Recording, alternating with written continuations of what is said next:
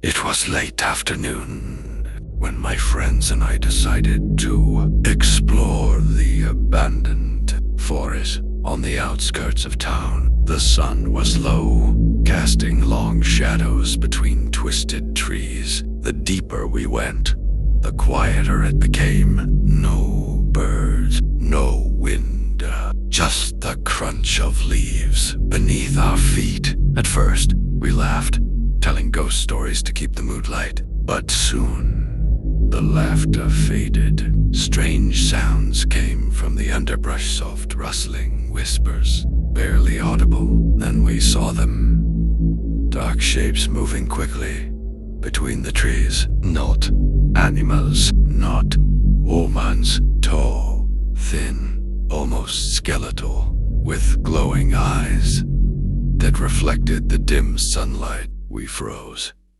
One of my friends dropped a flashlight. The beam swung wildly, catching glimpses before they vanished. Panic set in. Running back was impossible. Every path looked the same. The shapes followed silently, always just out of reach. Breathing grew heavy. My heart pounded. The forest seemed alive, reacting to our fear. A voice, low and guttural, echoed, "You shouldn't be here."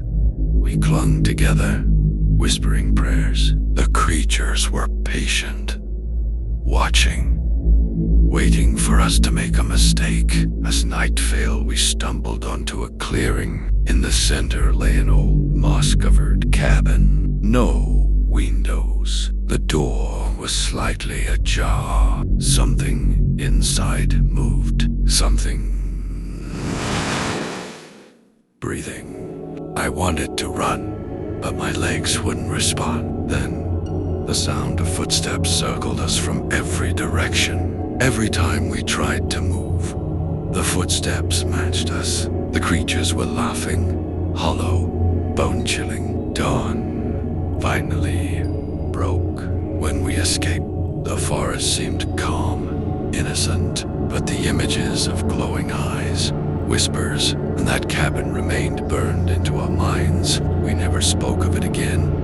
Yet sometimes at night, when the wind rustles the trees, I feel them watching, waiting for the next fool to enter their domain. Days passed. Sleep became impossible. Every night, at precisely 11:47 p.m., faint rustling outside the window, whispers calling our names. We returned to the forest once more, armed with flashlights and cameras. The air was different, metallic, sweet, and thick. Shadows thickened, moving purposefully.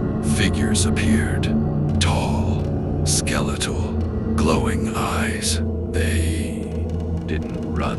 They watch it. We tried retreating, but every step forward was mirrored. Trees twisted, branches blocking paths. One creature leapt over a stream, long fingers reaching for us. We dove in, dragging downstream, emerging soaked but alive. The forest released us as dawn approached, yet its mark remained. Memories haunted our dreams. Whispers filled the wind.